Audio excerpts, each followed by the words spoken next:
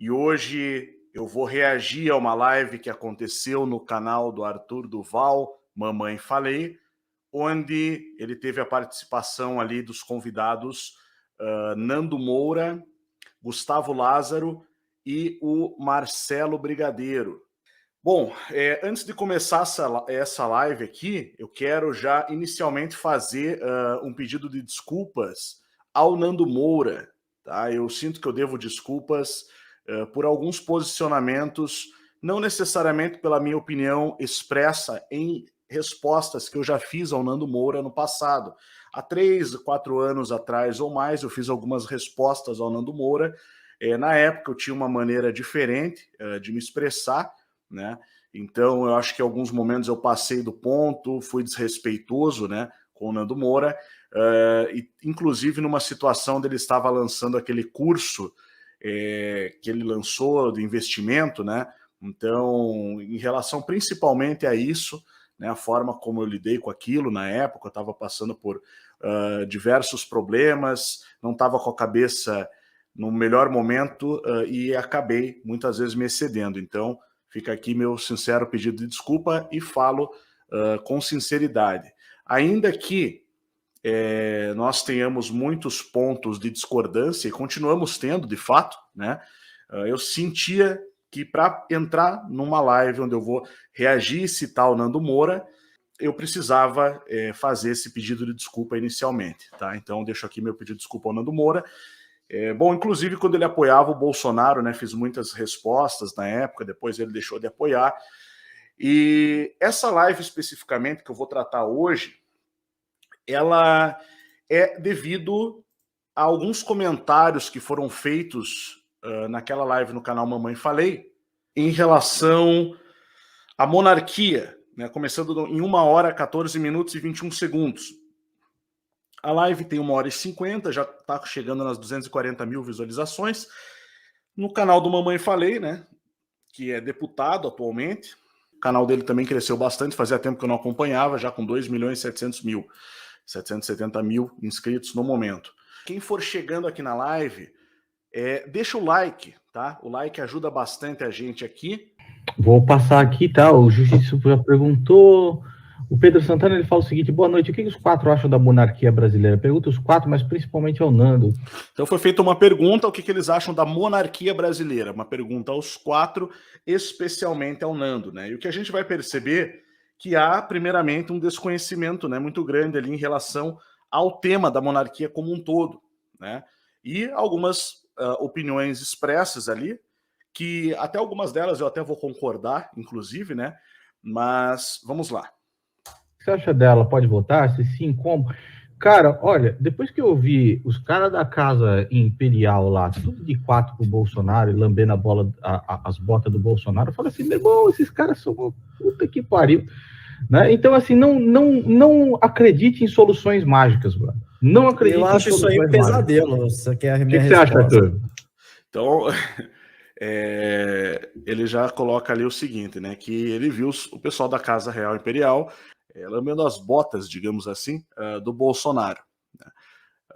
E o Gustavo Lázaro ali já se manifesta dizendo que acha isso um pesadelo. Vamos deixar mais um pouquinho, vamos rolar mais um pouquinho. Contra, eu tô igual o Gustavo, acho um pesadelo. Eu acho que nenhum cargo público deveria ser merecido por hereditariedade, ponto. Né? Então, isso é ridículo. Eu sou contra, inclusive, isso nas monarquias que têm tradição, né? A monarquia inglesa, eu não acho legal isso. Você ter pra mim é como se fosse o comunismo isso. O Gustavo Lázaro mandou uma ali que foi complicado, né? Para mim é como se fosse o comunismo isso. Essa pegou, tá, ficou difícil ali, né? Na hora que eu vi, eu dei risada, mas enfim, vamos deixar eles falar primeiro, aí eu vou reagindo ponto a ponto, né? Cara, eu vejo mais diferente. ou menos. Eu vejo diferente, eu penso diferente de vocês dois. Acho que o Dom Pedro II foi um dos governantes mais dignos que o país já teve, mas quando você vê essa Casa Imperial atual, pega o Luiz Felipe Orleans e Bragança, cara, como o cara foi subalterno às canalices que o Bolsonaro fez. Pega o próprio O Dom Bertrand, cara, que estava lá no dia 7, entendeu? Sendo usado como massa de manobra para o mito brincar de ser o Hugo Chávez brasileiro. Ele está dando exemplo, ele se colocou aqui, falou de Hugo Chávez, mas na verdade o que ele está citando, Nando Moura, nesse ponto até concordo com ele. Lógico que o pesadelo e a opinião do Gustavo Lázaro e do Arthur Duval dizendo que eles discordam que qualquer cargo possa ser hereditário, e o Gustavo Lázaro chega a dizer que isso se assemelha ao comunismo, isso vai denotar uma total falta de conhecimento do tema, né? Primeiramente, hereditariedade, né, nós vemos muito forte na República Brasileira. Aqui nós temos uma caricatura de todos os nossos presidentes desde o início da República. Tá? Desde ali de Deodoro da Fonseca, Floriano Peixoto, Prudente de Moraes, Campos Salles, todos os nomes de rua, se você mora numa grande cidade, todos aqueles nomes das principais avenidas estão aqui na primeira linha. Afonso Pena, Nilo Peçanha, Hermes da Fonseca, Venceslau Braz na segunda linha. Então você vai ver ali Arthur Bernardes, né? Que cidade grande que não tem uma rua Arthur Bernardes, enfim. Em todo lugar você vai ter ali esses mitos da República aqui no início, e lá embaixo, nas últimas duas linhas, né? Especialmente na última, a gente vai ter aqui o José Sarney, o Fernando Collor, que continua, né, não apenas continua na política, como deixou lá no STF, né, o seu primo, Marco Aurélio de Mello, que se aposentou agora também, né, mostrando que a hereditariedade, o nepotismo e a concessão de cargos públicos em eleições que não se ganham, mas se tomam, como disse o ministro recentemente, né, é algo que está muito característico nesse sistema republicano. O sistema republicano, por si só, ele tem essa característica. Por isso nós vemos dinastias como os Sarneys, o de São Paulo agora, que faleceu, o prefeito de São Paulo, né? Me fugiu o nome dele agora, Bruno Covas, o Mário Covas, todas as dinastias que vão ali se postergando. Então a gente vê isso é algo muito nítido na República hoje, porque o sistema republicano ele favorece isso, né? Sem dinheiro não se elege. Agora tem um pouco de diferença nisso, com Arthur Duval, por exemplo, trazendo ali um novo modelo de política que se faz pela influência até nas redes sociais. Então é algo relativamente novo, né? É um fenômeno, isso recente, mas até então não era assim.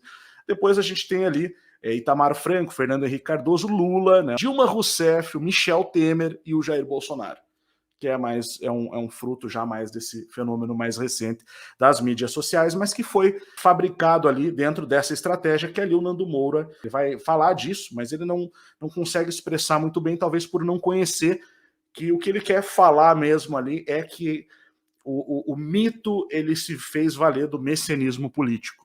E o messianismo político é o que tem feito presidentes desde Dom Pedro I, na verdade, na independência, que foi a Revolução Francesa Brasileira, diga-se de passagem. O desdobramento da Revolução Francesa no Brasil foi feito em duas fases. Primeiramente na independência e, segundo, na República.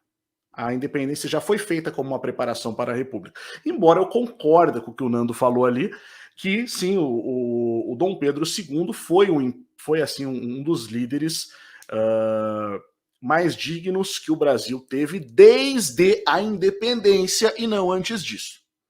Antes disso tiveram outros que são apagados da história, né, dessa história feita pelo materialismo histórico, mas nós tivemos ali grandes líderes, como por exemplo Dom Sebastião, que quase não se fala a respeito, né, que condenou a pena de morte quem escravizasse os índios. Isso no século XVI, e ninguém sabe disso. Entre outros líderes aí. O Brasil tinha um sistema altamente democrático, feito com eleições. Isso é algo que aparentemente não é conhecido pelos debatedores aqui da live, né?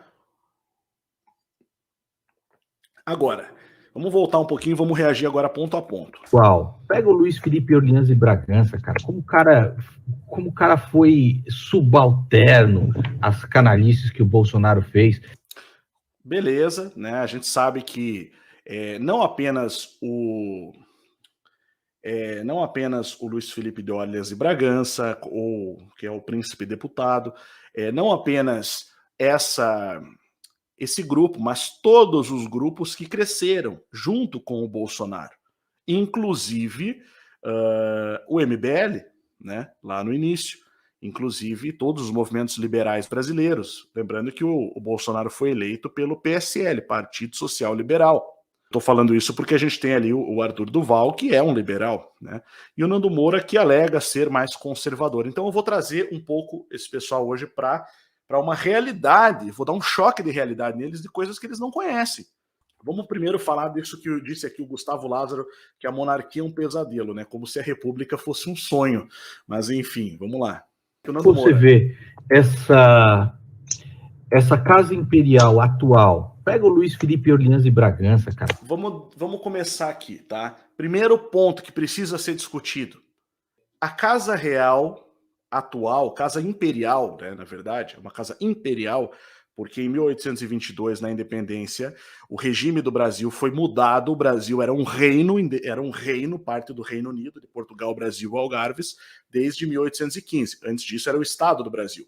O Brasil já não era mais chamado de província do Brasil. O Brasil já era o Estado do Brasil, desde o século XVII. 1822, a gente tem então, 1815, o Brasil é elevado da categoria de Estado para reino, né, com a chegada da família real no Brasil. Só que tem um detalhe, isso já era levado em conta desde o início, a mudança da capital, a mudança do império, do reino de Portugal para o Brasil, já era algo que desde o primeiro século do descobrimento, século XVI, após 1500, já era levado em consideração. Primeiro ponto que a gente precisa levar em conta aqui. Quem é a Casa Real brasileira legítima? É a Casa de Bragança? Não necessariamente. Esse é o ponto principal. Há controvérsias. Existem representantes da Casa Real Imperial de Avis, né? Ou Borgonha, Lancaster, Trastâmara, Avis, Lisboa. Dinastia de Avis ou Ave. Representado, neste século, por Antônio César Santos Lisboa.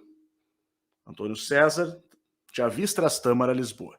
Soberano, príncipe esperado. Tá? Com que base eu estou falando isso? Primeiro ponto. Antes de falar que em monarquia há de se discutir quem é que tem o direito ao trono no Brasil. Para isso a gente precisa conhecer a nossa história templária, que vem da Ordem de Cristo.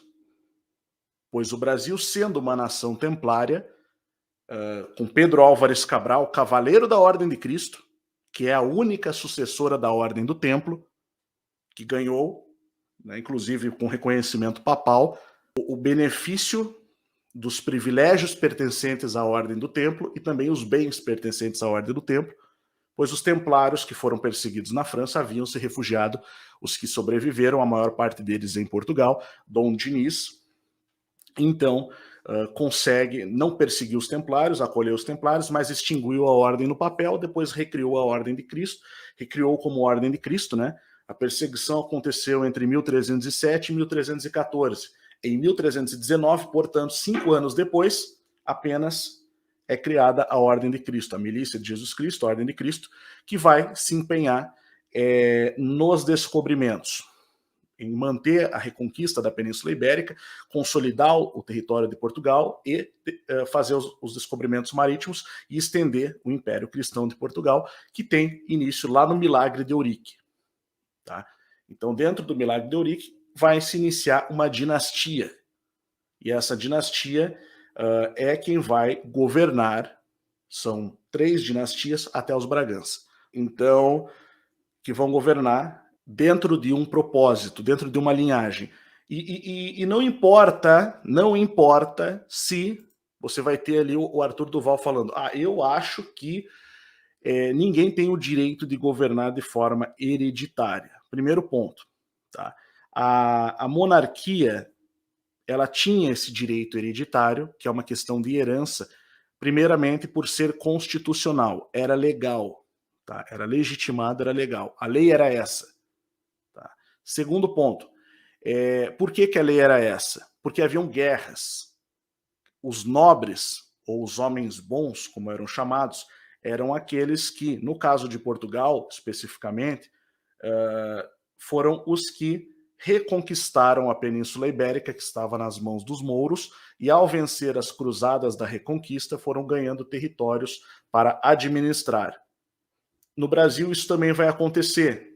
Existem muitos pontos para se debater a respeito desse processo, mas em termos de legitimidade, como é que funcionava? Em termos de legitimidade e constitucionalidade, tá? E de funcionamento também. Primeiro ponto, apenas a nobreza tinha, digamos assim, esse privilégio hereditário, justamente porque eram os alicerces da fundação da nação. Tá? Mas os administradores, os prefeitos, governadores, né? O termo era governadores municipais, das repúblicas municipais. Né? O Brasil ele não tinha cidades, ele tinha repúblicas. Tá? Isso é um ponto importantíssimo, porque como o Brasil tinha repúblicas, cada cidade era uma república, isso foi trocado na proclamação da República, né? Basicamente, começa a ser na independência e se consolida na proclamação da República em 1889. Havia uma autonomia muito grande para cada cidade, algo que nós nem conseguimos imaginar hoje, uma autonomia administrativa. Haviam eleições, como é numa democracia real. Haviam eleições. E para ser um candidato à função, era necessário ter nascido naquela república municipal. Essa lei valia tanto em Portugal e também era aplicada dentro do Brasil. Então o Brasil não era gerido por portugueses, o Brasil era gerido por brasileiros, né? Por portugueses americanos, porque o termo brasileiro ainda não existia. Tá? Então por portugueses nascidos no atual território brasileiro. O Brasil já era chamado Estado do Brasil, mas a nacionalidade era de um Reino Unido, né? Para não complicar muito, vamos para frente, tá? Vamos para frente. Agora, um ponto importante. Gustavo Lázaro disse que é um pesadelo a monarquia porque ela se assemelha ao comunismo. Meu Deus, essa foi a maior besteira de todas que foi dita ali. Apesar que o Gustavo Lázaro fala muitas coisas corretas, que eu já vi ele falando também, mas nesse ponto ele errou feio, né? Já vi alguns vídeos dele, onde ele foi muito coerente em alguns posicionamentos defendidos, né? Então não vou assim desmerecer a pessoa, né? Mas principalmente pontuar que isso, na verdade, é o oposto do comunismo. Vamos entender aqui o processo. Vocês estão defendendo aqui, os debatedores estão defendendo aqui a república, certo? A república desses presidentes aqui, que vem sustentando desde 1889, e a manutenção desse regime. Um regime onde os presidentes governam por 4 anos, ou por 8, mas eles nomeiam para cargos vitalícios seus ministros ali, criando assim uma juristocracia como a que nós temos hoje no Brasil, né? Uma juristocracia, onde o judiciário manda mais do que os outros poderes, porque, aliás, simplesmente evidenciado pelo fato de que os cargos são vitalícios nas mais altas esferas e também nas menores, né? Onde as nomeações ocorrem principalmente por concurso. O que é justo, diferente da nomeação na mais alta instância do judiciário. Que aí a gente tem que debater o que é justo e o que é legal. É legal porque a Constituição diz, mas é justo? Que Constituição? Uma Constituição que vem de revoluções, Constituição que vem de um golpe de Estado. O Brasil vem se sustentando de golpe em golpe de Estado desde 1822, desde a independência, que já foi um golpe de Estado, onde a dinastia de Bragança muda o regime de reino para império, para que os seus monarcas pudessem ser, então, chamados de imperadores. Porque reis eles não podiam ser. E por que eles não podiam ser reis? Agora nós vamos entender o detalhe chave da questão toda. Bom, existe uma defesa pública que eu já mostrei aqui. Hoje eu vou explicar ela um pouquinho melhor. Da família real imperial de Avis Trastâmara Lisboa, defesa de direito histórico, poder tradicional, poder simbólico e direito simbólico e cultural. Quem fez essa defesa pública? Foi esse senhor que nós estamos vendo aqui, que é o Dr. Luiz Gonzaga Medeiros Bezerra. Ele ganhou essa homenagem da Sociedade Brasileira de Heráldica e Humanística. Deixa eu até vou ler isso aqui para vocês verem, que é a Ordem do Mérito Cívico e Cultural, que é oficializada pelo Governo da República Federativa do Brasil, do Ministério da Educação e Cultura. Ele vai fazer a defesa pública da Casa Real Imperial de Avis, que é o título desse artigo que estamos vendo aqui, né? Conforme eu mostrei, defesa pública da família Real Imperial de Avis Trastâmara. Eu vou falar um pouco sobre isso. Bom, o seu currículo é inquestionável, doutorado e mestrado pela Universidade Federal do Rio Grande do Norte, diplomado nos estudos avançados em Direito e Estado pela Universidade do País Basco, na Espanha, 25 anos de ensino jurídico, professor titular da Faculdade Estácio de Sá de Natal, professor de nível superior da Universidade Potiguar, pesquisador com diversas obras e artigos publicados. Ele faz aqui a defesa pública dos direitos da dinastia de Avis Trastâmara Lisboa, representado nesse século pelo príncipe de sangue Dom Antônio César de Avis Trastâmara Lisboa, que nós vemos aqui na foto.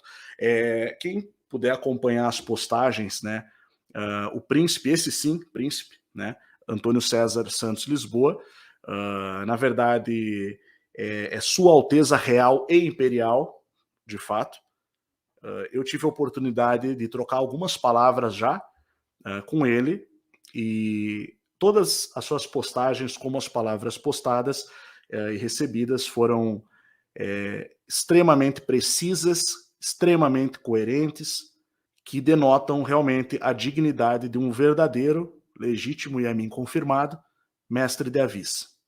Defesa pública dos direitos da dinastia. Vamos lá. Mesmo nos tempos atuais, onde já não existem monarquias absolutas, os monarcas podem, por razões pessoais, dispor do direito de jus imperi, tá? Não vou citar todos os termos em latim, tanto mediante abdicação ou recusa a favor de outro membro de sua família. Em sendo assim, se o monarca tiver que renunciar ao exercício desses direitos, não implica na renúncia à soberania, que é nativa, nascida do contrato, e se constitui de um direito pessoal e inalienável. Monarcas reinantes, impostos e chefes de família reais, imperiais, históricas, memoráveis. Nesse diapasão, essas qualidades são transmitidas pelo poder tradicional, pela força do poder simbólico, in totum aos seus descendentes, herdeiros ou sucessores, sem limitações de linhas ou graus. Então, assim, quando um soberano perde um território sobre o qual exercia conforme o poder tradicional e o poder legal burocrático, o jus imperi, o jus gladi, não perde, ipso fato, os direitos soberanos. Ele vai explicar, né, enfim, justamente as razões pelas quais, legalmente, o Dom Antônio César é, de fato, o legítimo príncipe herdeiro da Casa Real Imperial de Avis Trastâmara. Tá? E isso significa que eles têm o direito ao trono de todo o império que fazia parte do Reino Unido, Portugal, Brasil e Algarves. Mas o ponto é, o Gustavo Lázaro, ele disse aqui que a monarquia é um pesadelo. Deixa eu explicar uma coisa. A Austrália é uma monarquia. Sabe quem é a rainha da Austrália? Rainha Elizabeth II. Canadá, mesma coisa. São dois países altamente desenvolvidos, que são exemplos, né, em muitos aspectos, para países como o Brasil. A Inglaterra, o que dizer da Inglaterra? Então, a Inglaterra, ela tem uma relação com os estados soberanos que fazem parte da sua monarquia, do Reino Unido, ou os outros estados que não fazem parte lá do Reino Unido, da Grã-Bretanha, mas que tem a Rainha Elizabeth como monarca. A relação que o Brasil tinha com Portugal era essa. Não era uma relação de colônia, como nos é dito.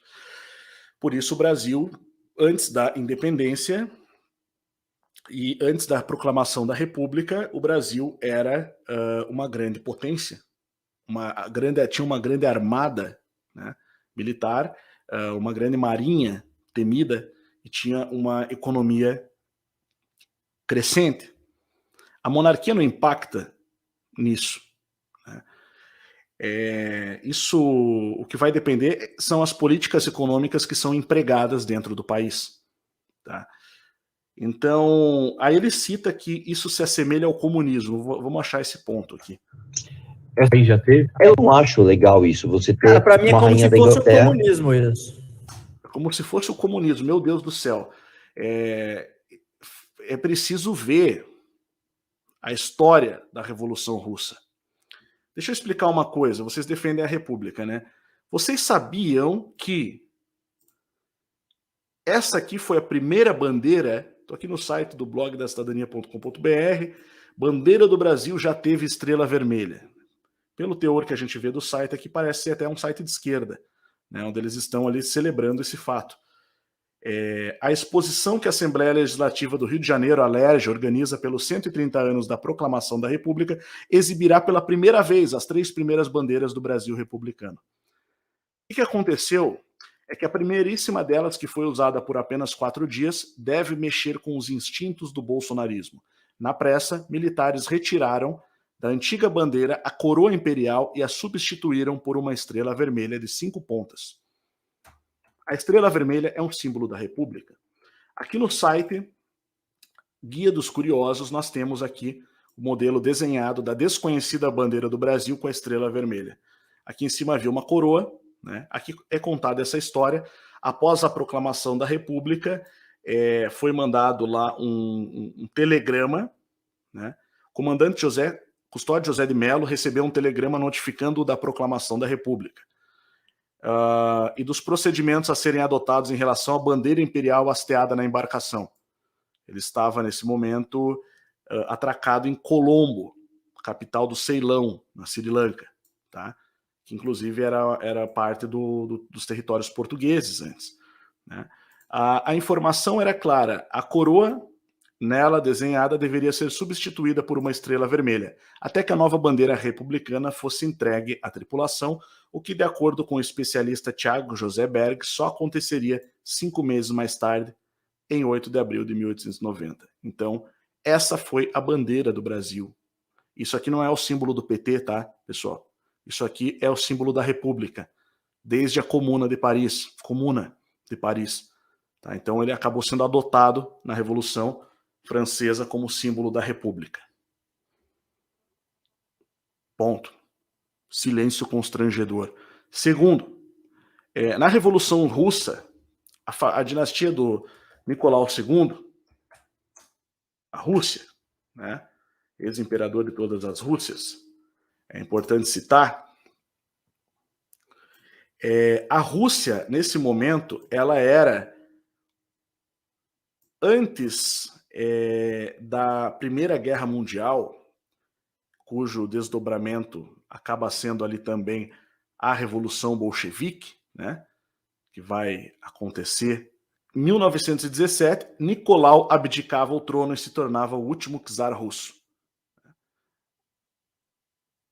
A família dele foi assassinada, né, enfim, na Revolução dos Comunistas, e era o último reduto cristão, tá? Era o grande reduto cristão ortodoxo do leste europeu e da parte asiática correspondente à Rússia e aos países da antiga Rússia, a Grande Rússia. Não só era anticomunista ao extremo, né? Foi derrubado pelos comunistas, de fato, a família do czar, vou tirar essa propaganda do lado aqui, não apenas era totalmente contrário ao comunismo, como era o maior reduto conservador naquela altura do mundo, porque enquanto a República já havia sido proclamada em todo o mundo, a monarquia sobrevivia. E foi preciso uma revolução comunista para impedir a volta dela quando os sociais-democratas mencheviques tomaram o poder antes dos bolcheviques comunistas. Foi preciso, para garantir a revolução, tamanha era a força do Império Russo, e sua influência, foi preciso utilizar da Revolução Bolchevique. Porque uma mera revolução liberal, como as que haviam acontecido na Europa e no Brasil, não seria o bastante. Outro ponto, a Rússia era, para quem não conhece, o termo o grande jogo. Esse era o termo para descrever a primeira forma de disputa econômica entre duas grandes potências, pela influência econômica industrial, tanto na Europa quanto na Ásia. E era entre justamente a Inglaterra e a Rússia.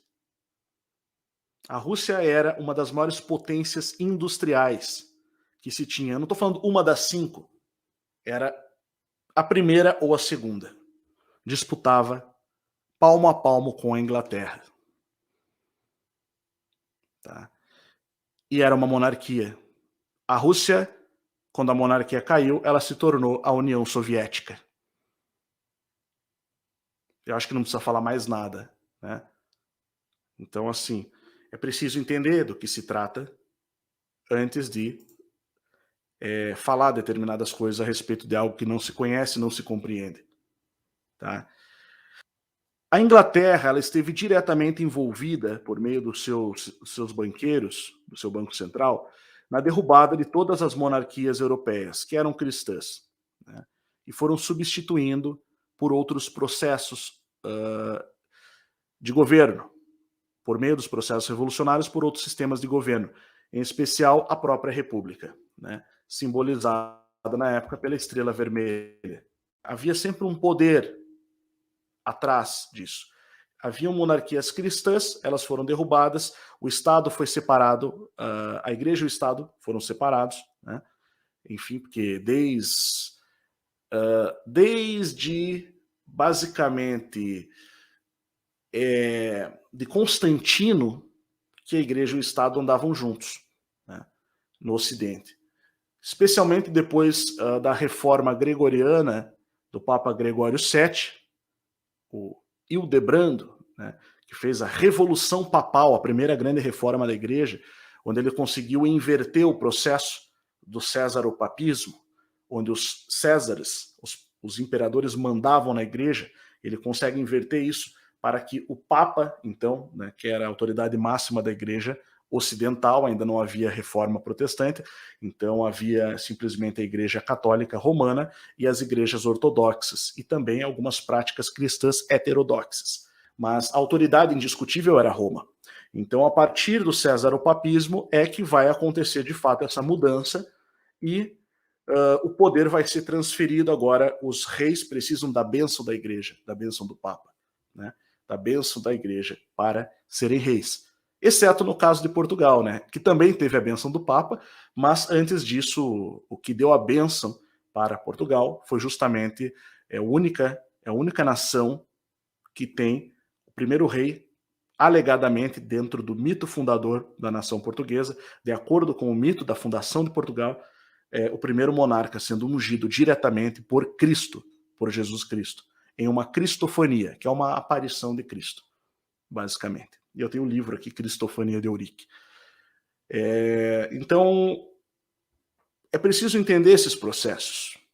E por que haviam essas dinastias, basicamente. Algumas dinastias, de fato, como a do Sacro Império Romano, germânico, eram monarquias baseadas em jogos de poder, e foi isso que acabou levando a Revolução Papal para derrubar o césaropapismo, porque isso acabou gerando uma corrupção muito grande na Igreja, né? Os imperadores mandavam na Igreja, escolhiam os bispos, escolhiam os papas, desde que esses os coroassem solenemente quando viesse o próximo monarca da casa. E nem sempre o papa em questão, nomeado pelo imperador, e o imperador, coroado solenemente pelo papa, eram dignos do título que ostentavam. Isso é evidente. E a maior responsável por essa mudança foi uma ordem chamada Ordem de Cluny, que lutou muito para acabar com esse materialismo que era latente na igreja na época, que levava a corrupção muito grande. Mas isso são coisas que a gente quase não ouve falar a respeito. Tá? E é preciso entender esses processos políticos, né, uma vez que Cluny almejava um poder teocrático debaixo de Roma, uma teocracia mundial. E por que eu estou explicando tudo isso? Porque os templários da Ordem de Cristo, que são os descobridores e fundadores da nação brasileira e proprietários da nação brasileira também, porque o Brasil ele não era da coroa portuguesa, ele era por bula papal propriedade da Ordem de Cristo, isso é muito importante, de quem é o Brasil, né? O Brasil é da Ordem de Cristo. A gente precisa compreender que os templários também tinham essa visão de uma teocracia mundial cristã. Esse era o projeto principal. E se não compreendermos isso, nós não vamos entender a história da nossa nação e o nosso papel na história do mundo. Só que, evidentemente, que isso é algo que está além da vontade humana.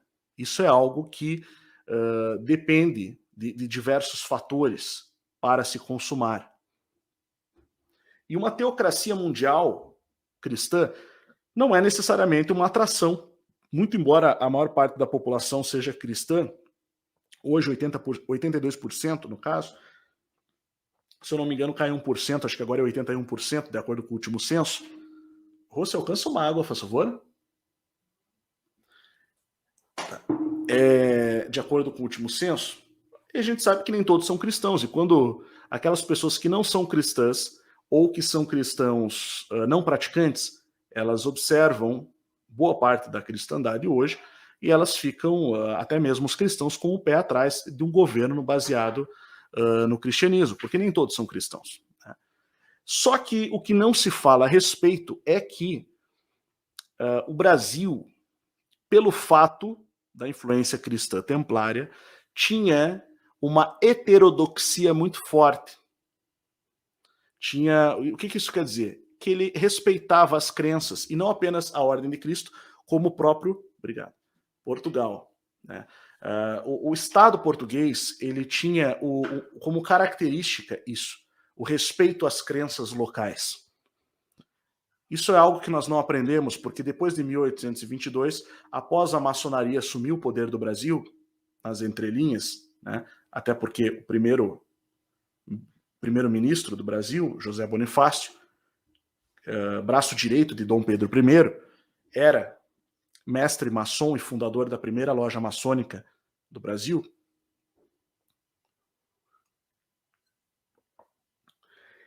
O Brasil vai entrar num processo onde a maçonaria vai assumindo o poder. E isso é um processo que eu vou explicar mais adiante. Tá? Para implementar a República. A República sempre foi o projeto da maçonaria. E precisamos retornar um pouco para entender que, de acordo com o livro da Lei do Reino de Portugal, o rei não poderia interferir nos usos e costumes de cada povo. Tá? Então, tirava, pelo menos em termos de respeito às crenças, né, dos povos ali, tirava o poder absolutista do monarca. Havia um respeito, isso era a Constituição, era o livro máximo da Lei do Reino, não podia ser quebrado. Tá? Então havia um respeito, por isso Portugal acaba se tornando um repositório de diversas heterodoxias e até de algumas heresias também, justamente por não praticar a perseguição como era praticada em outros locais da Europa, a perseguição às diferentes formas de exercício e prática da fé. Muito embora a nação fosse cristã. Mas, apesar de ser cristão, Portugal participou do processo chamado Reconquista, tinham muitos muçulmanos também naquele território, que acabaram sendo se rendendo e sendo governados pelos cristãos posteriormente. Então a diplomacia portuguesa sempre foi uma das grandes habilidades, e isso continuou quando Portugal chega no Brasil. A primeira fase de Portugal no Brasil foi com os franciscanos e templários da Ordem de Cristo. Tá? Franciscanos e templários, os frades menores. Então, de um lado você tinha um cristianismo extremamente heterodoxo dos templários, e do outro lado você tinha uma ordem dos frades menores franciscanos, que era reconhecida por Roma, pregava o evangelho de Roma, porém de uma maneira muito mais humana, muito mais orgânica, muito mais humilde e respeitosa para com o ser humano. Então, nesse processo é que o Brasil vai se desenvolver no início como nação.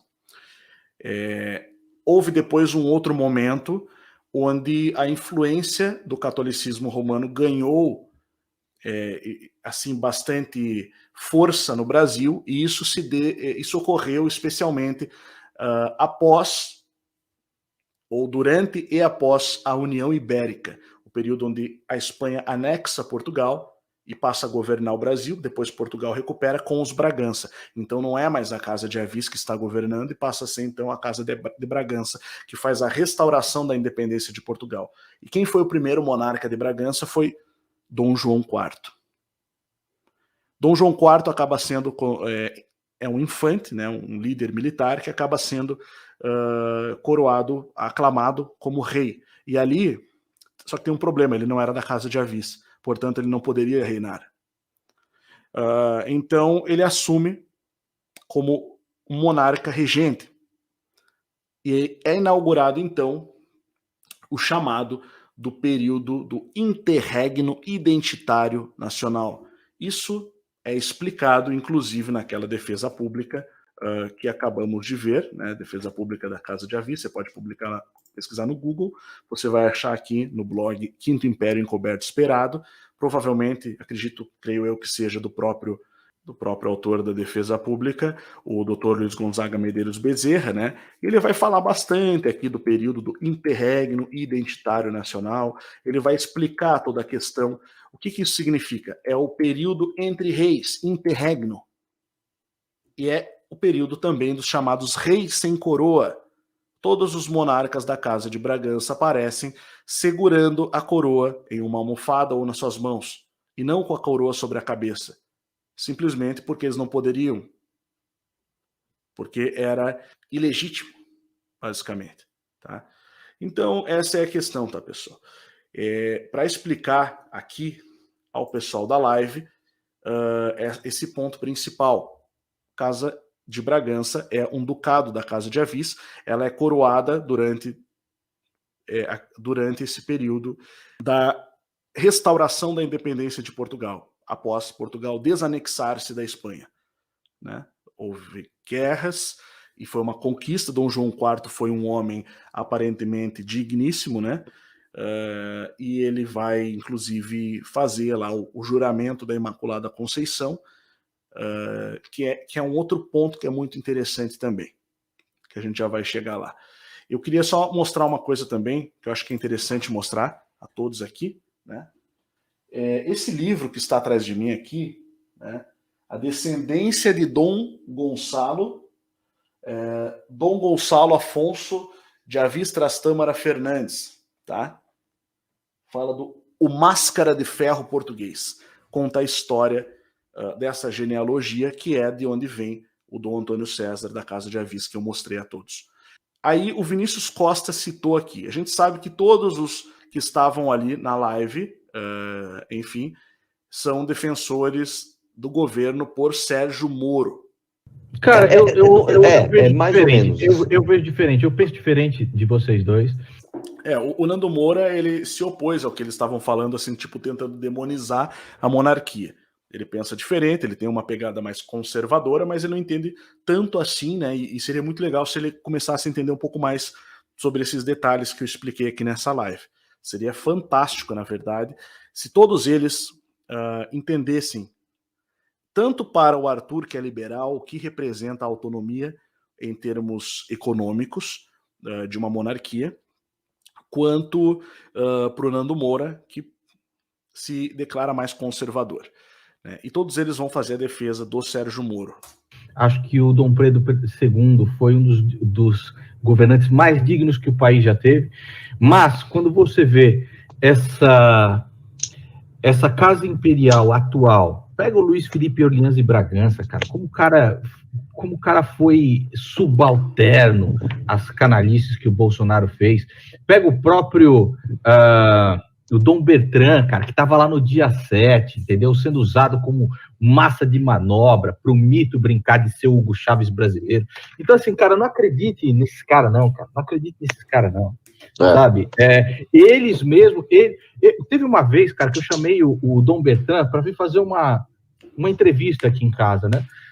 Temos que ver se isso é interessante para o Dom Bertrand aparecer no seu canal, temos que ver isso. Então, vai pra puta que pariu, vai se fuder, vai pra porra, cara, vai se fuder, você tá entendendo? Eles querem que a gente brigue por eles, quando eles não estão nem aí pra gente, cara. Eles estão cagando e andando. É isso aí, cara. Eles querem que você fique monarquia, casa imperial, quando eles estão cagando e andando pra você. Eles querem que você se foda. Cara, foi igual a manifestação isso é bem uma atitude monarca mesmo, cara. Isso aí de querer que você se foda e equilibrar é atitude monarca. Você vê que realmente há um desconhecimento, né, em relação ao que é monarquia. Até o Marcelo Brigadeiro fala, isso é bem uma atitude monarca, né? Veja, durante o período de 1500 a 1822, desde os descobrimentos do Brasil, a implementação das primeiras repúblicas municipais, que eram as cidades e vilas, eram assim chamadas, repúblicas municipais, desde esse período, e também em Portugal era assim, os governantes das cidades, eles tinham uma autonomia muito grande. Eram eleitos ali entre o povo, né, também, e veja, o que os mantinha unidos como nação era justamente aquele sentimento de lealdade, fidelidade e zelo. Porque Portugal entendia que a sua monarquia, segundo o mito fundador da nação, isso quer dizer que isso era tradição? Tradição. Segundo o mito fundador da nação, era uma nação fundada no milagre de Eurique, após uma aparição de Cristo ungindo o primeiro rei. Então, esse era o laço, acho que nem se pode chamar dessa forma, né? Porque laço é uma coisa meio anticristã, eu diria. Essa era a liga que unia a nação. O sentimento de lealdade, fidelidade e zelo pelo reino. E isso estava presente nos documentos, inclusive, esses termos, né, que depois foram substituídos pelos liberdade, igualdade, fraternidade ou morte, que é o lema da maçonaria e da república, né? Então a gente precisa restaurar algumas coisas, entender que, na verdade, essa questão de eles querem que você se dane, né, como eles disseram ali com outras palavras.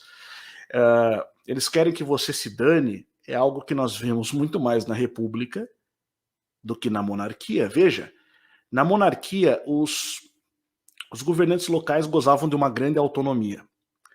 E mesmo assim, nunca o monarca de Portugal precisou intervir de modo a contrariar ou remover um sequer governador de uma república municipal.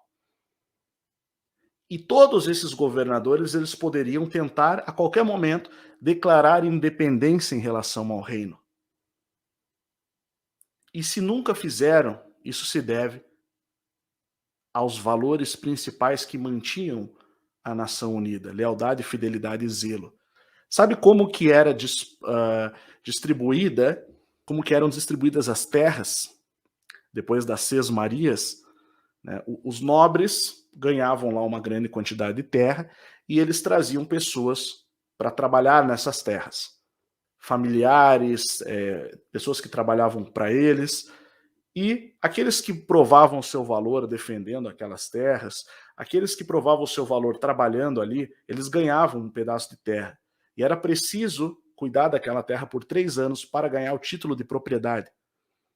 Então, o título de propriedade estava diretamente associado ao uso da terra. Por isso que a princesa Isabel planejava distribuir terras para os ex-escravos após a abolição da escravatura, algo que não se concluiu exatamente porque a República foi proclamada, porque os senhores dos escravos, que eram republicanos, né, conseguiram, com a promessa de dar mais poder e também terras para os generais da época, né, o alto comando militar da época, conseguiram ludibriar o exército brasileiro e a marinha brasileira para fazer a proclamação da República. Porque após a abolição da escravatura, que aconteceu tardiamente no Brasil, a intenção era dar as terras devolutas, as terras de ninguém do Estado, para os ex-escravos começarem a ter as suas propriedades. Mas isso desagradou aos grandes produtores de café, aos latifundiários, né, como dizem, da época. E aí, o que eles fizeram? Eles leiloaram essas terras de modo que nenhum ex-escravo pudesse comprar após a proclamação da República. Eles tomaram conta dessas terras e leiloaram mediante pagamento à vista apenas. E, logicamente, que só quem poderia comprar era quem tinha dinheiro guardado, que não era o caso de ex-escravos. E aí, os ex-escravos começaram a se juntar nas chamadas periferias, formar as primeiras favelas. E foi assim que aconteceu. Essa é a república que vocês estão dizendo que é melhor que a monarquia, pessoal. Então, Princesa Isabel pretendia, né, implementar uma política muito mais humana. E essa é uma atitude monarca, brigadeiro. Não é isso que você está falando. Essa é uma atitude monárquica de um rei. Porque um rei, para que ele se mantenha no poder, ele tem que mostrar também que ele é digno da coroa que ele ostenta, ou que ele sustenta sobre a cabeça, que simboliza, apontada para o céu, quem é que dá aquele poder ao rei. Então é preciso entender as coisas antes de sair falando dessa forma, ou repetindo o discurso que vem do materialismo histórico marxista, que é enfiado no MEC por meio dos autores das revoluções. E você falou do Luiz Felipe de Orleans e Bragança. Quando eu fazia aquele Explanando, eu fiz quase 30 episódios. Foram uns 30 episódios. 27, meu irmão, estuprando o povo brasileiro, acabando com o nosso dinheiro. E 3, tendo cuidado com o dinheiro, gastando pouco. O principal, Kim Kataguiri, o Marcel Van Hatten e o Luiz Felipe de Orleans e Bragança. E aí, o Luiz Felipe, o príncipe, ele pegou esse episódio do Explanando, botou no Twitter e falou: pô, agradeço o brigadeiro por ter me ajudado a mostrar que eu tenho cuidado com o dinheiro público. Aí o gado foi lá e falou: quê? Tá divulgando coisa do brigadeiro? O traidor do Bolsonaro, que não sei o quê. O maluco foi lá e apagou. Aí não sabia disso, velho. Apagou. Essa foi boa, né? Essa historinha aqui. Realmente, né, brigadeiro? Por isso que vocês precisam conhecer a verdadeira história do Brasil, por isso que vocês precisam começar a entender algumas questões a mais aqui, para vocês poderem defender as causas que realmente vale a pena ser defendidas. Nando Moura falou em certo momento que não existe solução mágica para o Brasil, que a monarquia seria uma solução mágica. Muito pelo contrário, na minha visão, uma solução mágica dentro da República é que, de fato, é improvável. É muito improvável, porque o sistema republicano ele limita a ação dos chefes de Estado de tal modo que mudanças efetivas se tornam ou são impossíveis, se configuram impossíveis. Natural. Cara, todo mundo que tem uma pitada de neurônio sabe quem que é o melhor candidato a se eleger em 2022, né, cara? Só que eles são interesses distintos. O Caio Coppola, ele ganha dinheiro com campanhas, Sim. etc. Então, é interesse financeiro. A Janaína é interesse político. Ela quer estar no time que ganha, meu irmão. Então, o pessoal disse aqui, né, até a palavra do Gustavo Lázaro, que o Sérgio Moro, ele é o melhor opção de todas. E aí eu quero fazer algumas observações aqui. Artigo do professor L'Oréal Rocha do IMUB, no Medium, tá? Sérgio Moro, o Cavaleiro da Esperança. A gente sabe que Sérgio Moro, ele é mestre maçom. Eu não estou aqui entrando em conspiracionismo, tá, pessoal? Eu só quero fazer algumas observações, depois eu vou falar sobre isso de uma maneira que eu nunca falei antes, mais madura, em relação a essa questão toda. Tá? Vamos lá. Primeiro ponto. Esse aqui é o site do GOB, Loja do Grande Oriente do Brasil, de onde tirou o print lá o L'Oréal Rocha, professor L'Oréal Rocha, do Instituto Mucarage Brasilã. Inclusive, Brasilã significa numa língua indígena. É o nome que o Brasil já era chamado. O Brasil já chamava Brasil, e não é por causa do pau-brasil, que o nome do Brasil é Brasil, enfim, isso é uma outra história. Brasilã significa a terra do Senhor da Luz, que é muito interessante.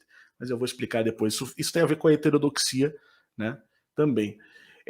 Sérgio Moro, o Cavaleiro da Esperança.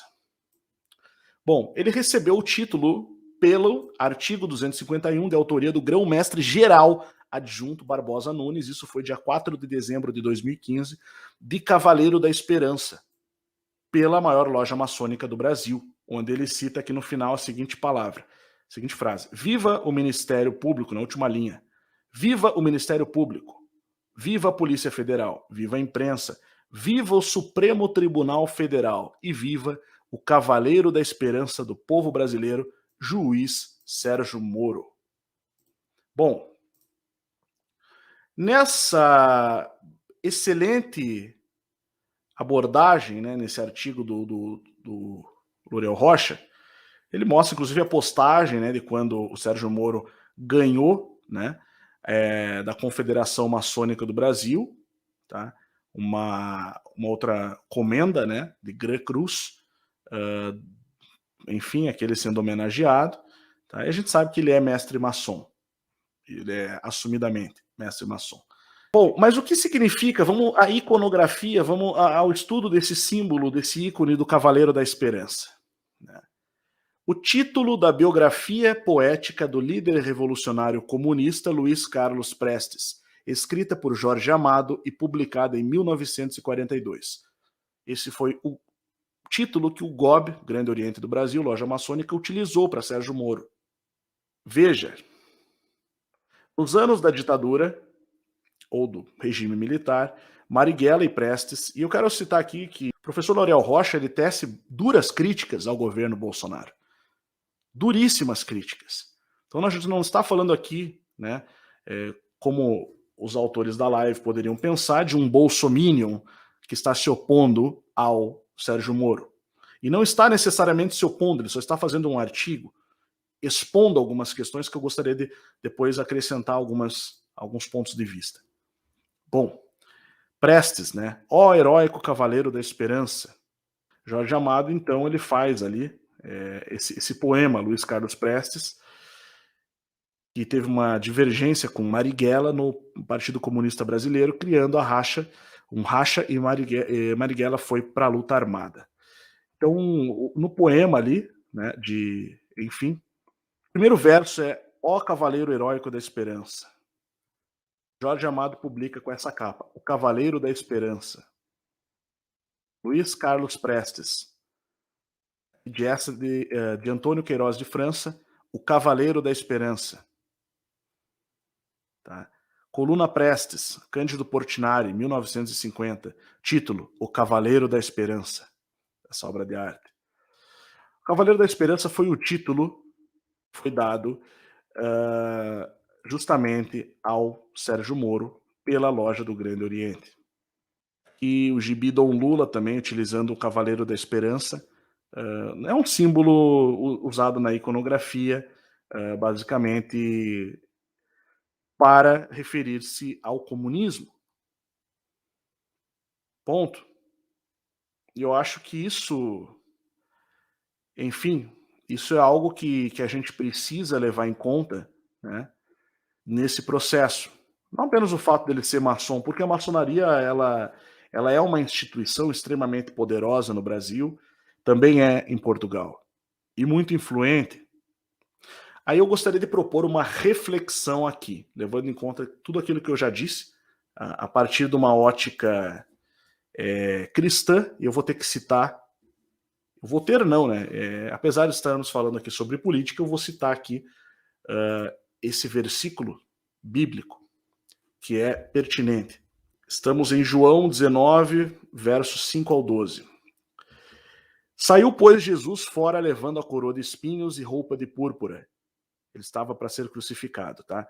E disse-lhe Pilatos, eis aqui o homem. para a multidão que esperava lá fora. Vendo-o, pois, os principais dos sacerdotes e servos clamaram, dizendo: crucifica-o, crucifica-o. Disse-lhe Pilatos: tomai, ó vós, e crucificai-o, porque eu nenhum crime acho nele. Responderam-lhe os judeus: nós temos uma lei, e segundo a nossa lei deve morrer, porque se fez filho de Deus. Cristo disse que era filho de Deus. E Pilatos, quando ouviu esta palavra, mais atemorizado ficou, porque ele já sabia, né, que Cristo tinha alguma coisa diferente ali. E entrou outra vez na audiência e disse a Jesus: de onde és tu? Mas Jesus não lhe deu resposta. Pô, ele acabou de ficar sabendo que Cristo disse para os judeus que era o filho de Deus. E ele sabia que não dava para confiar naqueles fariseus, enfim. E ele já estava meio na segunda, e ele ficou, né? Pô, mas quem que é você? Jesus ficou quieto. Disse-lhe, pois, Pilatos: não me falas a mim? Não sabes tu que tenho poder para te crucificar e tenho poder para te soltar? Respondeu Jesus: nenhum poder terias contra mim, se de cima não te fosse dado. Mas aquele que me entregou a ti, maior pecado tem. Respondeu Jesus: nenhum poder terias contra mim, se de cima não te fosse dado. Tá? Daí ele cita que aqueles que pediram sua crucificação, os judeus, tinham mais pecado que ele, maior pecado que o próprio Pilatos. Desde então, Pilatos procurava soltá-lo, mas os judeus clamavam, dizendo: se soltas este, não és amigo de César. Qualquer que se faz rei é contra César. Ele acabou sendo crucificado com a placa, né, de rei dos judeus. Mas eu quero chamar atenção para isso aqui. Nenhum poder terias contra mim se de cima não te fosse dado. Quem era o governante nessa época dos judeus? Era o César. Era o Império Romano, pagão. Era Pilatos, representante do Império Romano. Herodes. Bom, é isso que eu gostaria de chamar atenção aqui, para esse ponto. Hoje, o nosso poder é o modelo republicano, que é o modelo maçônico. A maçonaria ela tem um projeto da República há muito tempo. A maçonaria, antes de ser fundada como loja maçônica, ela era o Partido Republicano, ela organizava-se nos comitês dos partidos republicanos na Europa. É dali que vai sair a maçonaria. Tá? A República era o ideal, era quebrar o poder vigente, o Estado monárquico, com a coroa e o altar, os dois pilares. Coroa e o altar, o trono e o altar. O rei e a igreja, o monarca e a igreja, que governavam e estabeleciam ali os dois pilares principais da sociedade da época, que era uma cristandade, não era o termo, o nosso contrato social não era, não fazia de nós sócios do Estado, né? Ele fazia de nós uma cristandade, debaixo de um governo que tinha esse ideal máximo. Então, o que eu quero dizer com isso?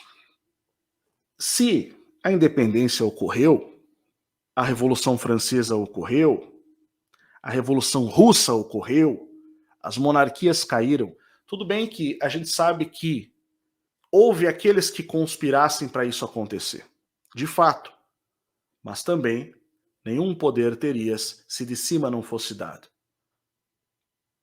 E a gente sabe que alguns fatores, alguns desvios morais, erros, conforme é evidenciado pelo trajeto do povo de Israel no Antigo Testamento, alguns erros são puníveis com perda de poder temporal e possivelmente isso ocorreu também com esse poder cristão. A maçonaria tendo então assumido o poder sobre a nação. E isso é um fato. O que eu gostaria de propor aqui é a seguinte reflexão. O que nós precisamos é de uma mudança nesse poder aqui na nossa nação. Tá? O que nós precisamos é que de cima seja dado o poder a outrem.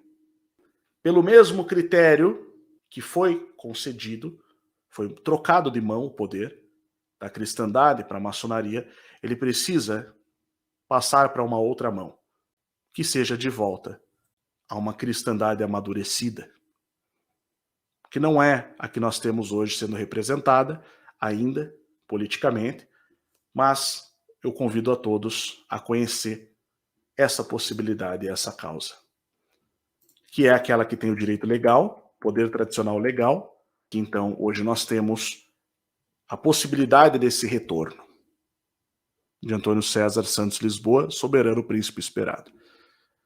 Tá? E a gente precisa que aconteça um poder, uma transição de poder no Brasil, deixando claro que é preciso que haja a inclusão, é preciso estar aberto ao diálogo, independente se nos opomos ao poder republicano maçônico, estamos abertos ao diálogo. É preciso ter essa mentalidade que no período que o Brasil mais floresceu na heterodoxia templária e na humildade franciscana, nós tínhamos o respeito. Algo que foi se perdendo gradativamente na segunda fase. E isso se deve porque houve uma desobediência relacionada à continuidade das dinastias legais, lembrando que, segundo o mito fundador da nação portuguesa, Portugal surge na Cristofania de Eurique, aqui representada nessa imagem, com o primeiro monarca, Dom Afonso Henriques, tendo uma visão de Cristo e sendo ungido rei.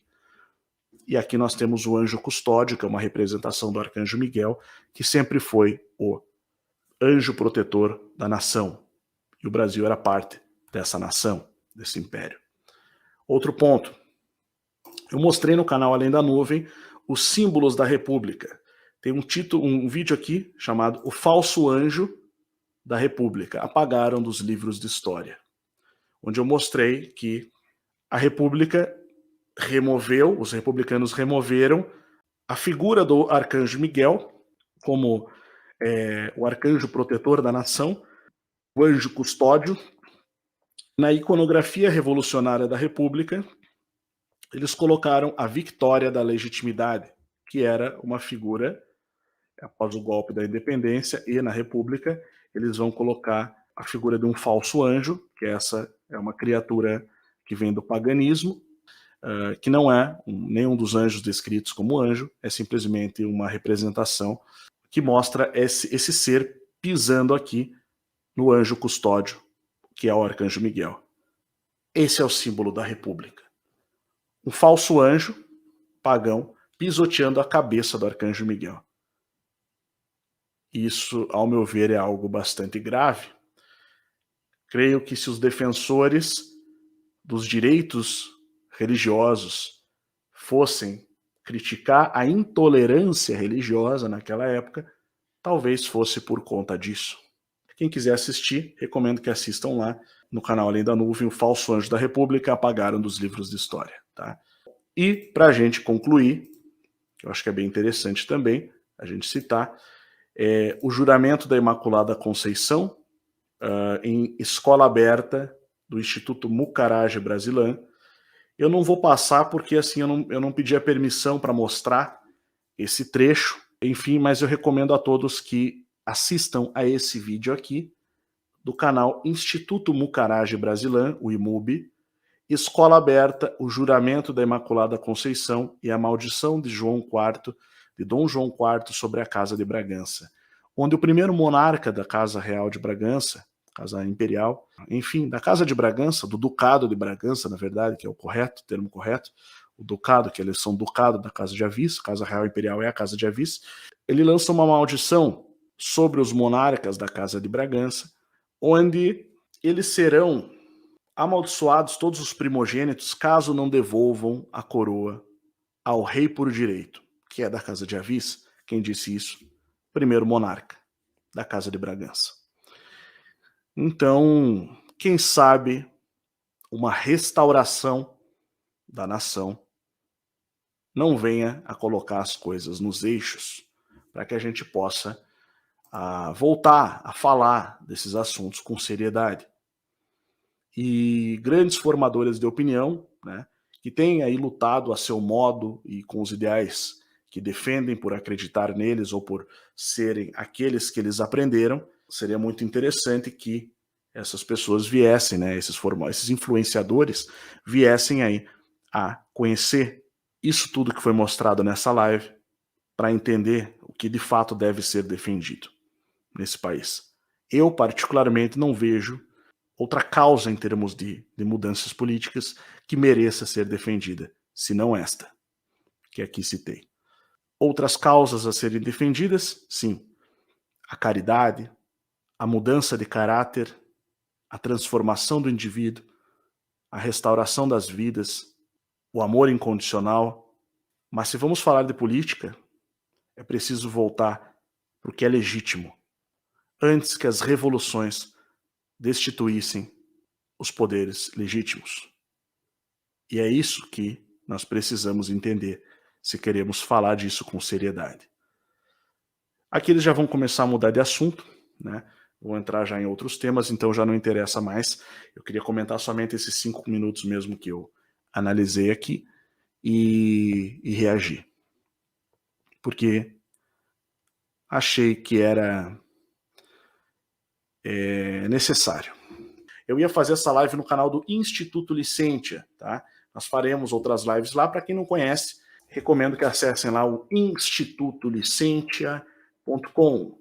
Lembrando que até o final de dezembro nós vamos manter 2 daquelas promoções da Black Friday, tá? Nós tivemos promoções em todos os cursos, em novembro, já acabaram, mas nós mantivemos aqui o pacote licenciado anual por R$350, continua o mesmo preço, e o Ressurgentes, que nós queremos que as pessoas venham para o Ressurgentes, por R$72, metade do preço, tá? Que é o nosso curso de geopolítica restauracionista e alguns outros estudos bem interessantes, como sociedades secretas, sobrenatural e fenomenologia. Vamos estudar também a heterodoxia, física quântica, tem também, está bem interessante. Movimento restauracionista é um pacote também que está aqui, que inclui 3 cursos, Verdadeira História do Brasil, Capitalismo Reverso e Ressurgentes. É um ótimo pacote também, para quem quiser aí ter uma grande transformação interior na base do conhecimento útil. Então é isso, pessoal. Muito obrigado a todos e até o próximo vídeo.